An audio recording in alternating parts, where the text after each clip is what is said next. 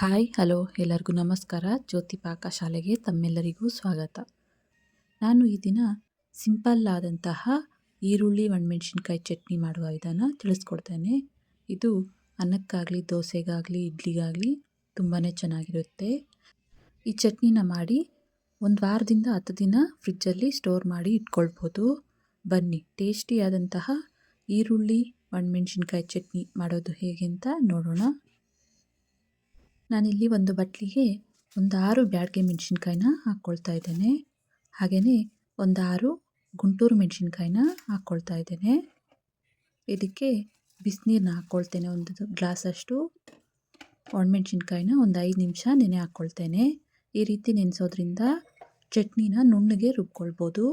ಹಾಗೆ ಇಲ್ಲಿ ಮಿಕ್ಸಿ ಜಾರಿಗೆ 3 ಮೀಡಿಯಮ್ ಗಾತ್ರದ ಈರುಳ್ಳಿನ ಈ ರೀತಿ ಕಟ್ ಮಾಡಿಕೊಂಡು ಹಾಕ್ಕೊಳ್ತಾ ಇದ್ದೇನೆ ಮಿಕ್ಸಿ ಜಾರಿಗೆ. ಹಾಗೆಯೇ ಚಿಕ್ಕ ನಿಂಬೆಹಣ್ಣಿನ ಗಾತ್ರದಷ್ಟು ಹುಣಸೆಹಣ್ಣನ್ನು ತಗೊಂಡಿದ್ದೇನೆ. ನಿಮಗೆ ಹುಳಿಗೆ ತಕ್ಕಷ್ಟು ನೋಡಿಕೊಂಡು ಹುಣಸೆಹಣ್ಣನ್ನು ಸೇರಿಸ್ಕೊಳ್ಬೋದು. ಹಾಗೆಯೇ 1 ಇಂಚಷ್ಟು ಬೆಲ್ಲನ ಹಾಕ್ಕೊಳ್ತಾ ಇದ್ದೇನೆ. ಬೆಲ್ಲನ ಹಾಕ್ಕೊಂಡ್ರೆ ಈ ಚಟ್ನಿಗೆ ಟೇಸ್ಟ್ ತುಂಬಾ ಚೆನ್ನಾಗಿರುತ್ತೆ. ಹಾಗೆ ಬಿಸಿನೀರಲ್ಲಿ ನೆನೆ ಹಾಕ್ಕೊಂಡಿದ್ವಲ್ಲ ಒಣಮೆಣಸಿನ್ಕಾಯಿನ ಅವನ್ನು ಸೇರಿಸ್ಕೊಳ್ತಾ ಇದ್ದೇನೆ. ಈ ರೀತಿ ಬಿಸಿನೀರಿನಲ್ಲಿ ನೆನೆಸ್ಕೊಂಡು ಹಾಕ್ಕೊಳ್ಳೋದ್ರಿಂದ ಕಲರು ಸಮೇತ ಚೆನ್ನಾಗಿ ಬರುತ್ತೆ. ರುಚಿಗೆ ತಕ್ಕಷ್ಟು ಉಪ್ಪನ್ನು ಹಾಕ್ಕೊಳ್ತೇನೆ. ಹಾಗೆಯೇ ಅರ್ಧ ಟೀ ಸ್ಪೂನಷ್ಟು ಜೀರಿಗೆನ ಹಾಕ್ಕೊಳ್ತೇನೆ. ಇದಕ್ಕೆ ಸ್ವಲ್ಪ ನೀರನ್ನ ಸೇರಿಸ್ಕೊಳ್ತೇನೆ.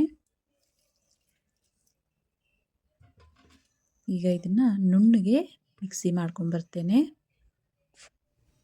ನೋಡ್ಬೋದು ಈ ರೀತಿ ನುಣ್ಣಗೆ ರುಬ್ಕೊಳ್ಬೇಕು. ನೋಡಿ ಒಣಮೆಣಸಿನ್ಕಾಯಿನ ಈ ರೀತಿ ಬಿಸಿನೀರಲ್ಲಿ ನೆನೆಸ್ಕೊಂಡು ಚಟ್ನಿ ಮಾಡಿಕೊಂಡ್ರೆ ಕಲರ್ ತುಂಬಾ ಕೆಂಪುಗೆ ಚೆನ್ನಾಗಿ ಬರುತ್ತೆ. ಈಗ ಚಟ್ನಿ ಒಗ್ಗರಣೆಗೆ ಗ್ಯಾಸ್ ಮೇಲೆ ಕಡಾಯಿ ಇಕ್ಕಿ ಗ್ಯಾಸ್ ಹಚ್ಕೊಳ್ತೇನೆ. ಕಡಾಯಿಗೆ ಸ್ವಲ್ಪ ಎಣ್ಣೆನ ಹಾಕ್ಕೊಳ್ತೇನೆ. ಎಣ್ಣೆ ಕಾದಿದೆ. ಇದಕ್ಕೆ ಸಾಸಿವೆನ ಹಾಕ್ಕೊಳ್ತೇನೆ. ಸಾಸಿವೆ ಸಿಡಿದ ನಂತರ 1 ಟೇಬಲ್ ಸ್ಪೂನಷ್ಟು ಉದ್ದಿನಬೇಳೆನ ಹಾಕ್ಕೊಳ್ತಾ ಇದ್ದೇನೆ. ಉದ್ದಿನಬೇಳೆನ ಸ್ವಲ್ಪ ಎಣ್ಣೆಯಲ್ಲಿ ಫ್ರೈ ಮಾಡ್ಕೊಳ್ಳೋಣ.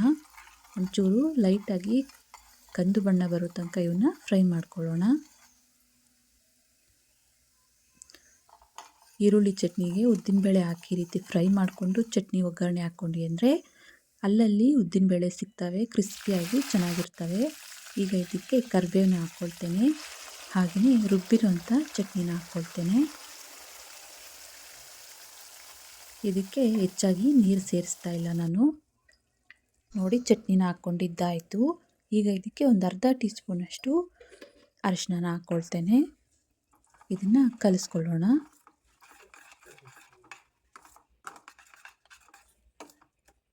ಚಟ್ನಿನ ಚೆನ್ನಾಗಿ ಒಗ್ಗರಣೆಗೆಲ್ಲ ಮಿಕ್ಸ್ ಆಗೋ ರೀತಿ ಕಲಿಸ್ಕೊಳ್ಳೋಣ. ನೋಡಿ ಚೆನ್ನಾಗಿ ಕಲಿಸ್ಕೊಂಡಿದ್ದಾಯಿತು. ಇದನ್ನು ಪ್ಲೇಟ್ ಮುಚ್ಚಿ ಒಂದು 2 ರಿಂದ 3 ನಿಮಿಷ ಚೆನ್ನಾಗಿ ಬೇಯಿಸ್ಕೊಳ್ಳೋಣ. ನೋಡಿ ನಾನಿಲ್ಲಿ 3 ನಿಮಿಷ ಬೇಯಿಸ್ಕೊಂಡೆ. ನೋಡ್ಬೋದು ಸೈಡಲ್ಲೆಲ್ಲ ಎಣ್ಣೆ ಬಿಟ್ಕೊಂಡಿದೆ.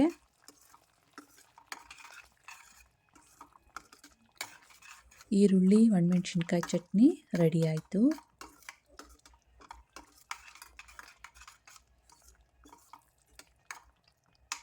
ಗ್ಯಾಸ್ ಆಫ್ ಮಾಡ್ಕೊಳ್ತೇನೆ. ಚಟ್ನಿನ ಒಂದು ಬಟ್ಲಿಗೆ ಸರ್ವ್ ಮಾಡ್ತೇನೆ.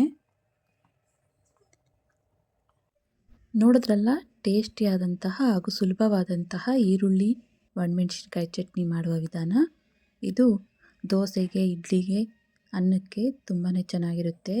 ಯಾವುದರ ಕಾಂಬಿನೇಷನ್ ಆದರೂ ಈ ಚಟ್ನಿ ಚೆನ್ನಾಗಿರುತ್ತೆ. ಈ ರೆಸಿಪಿ ನಿಮಗೆ ಇಷ್ಟ ಆಗಿದೆ ಅಂದ್ಕೊಳ್ತೇನೆ. ಇಷ್ಟ ಆದಲ್ಲಿ ಈ ವಿಡಿಯೋಗೊಂದು ಲೈಕ್ ಮಾಡಿ. ಯಾರೆಲ್ಲ ಸಬ್ಸ್ಕ್ರೈಬ್ ಮಾಡ್ಕೊಳ್ಳದೆ ವಿಡಿಯೋ ನೋಡ್ತಿದ್ದಲ್ಲಿ ಪ್ಲೀಸ್ ಸಬ್ಸ್ಕ್ರೈಬ್ ಮಾಡ್ಕೊಳ್ಳಿ. ಈ ವಿಡಿಯೋ ಹೇಗನ್ನಿಸ್ತು ಅಂತ ಕಮೆಂಟ್ ಮಾಡಿ. ಹಾಗೆ ಈ ವಿಡಿಯೋನ ನಿಮ್ಮ ಫ್ರೆಂಡ್ಸ್ ಆ್ಯಂಡ್ ಫ್ಯಾಮಿಲಿ ಮೆಂಬರ್ಸ್ಗೆ ಶೇರ್ ಮಾಡಿ. ಧನ್ಯವಾದಗಳು.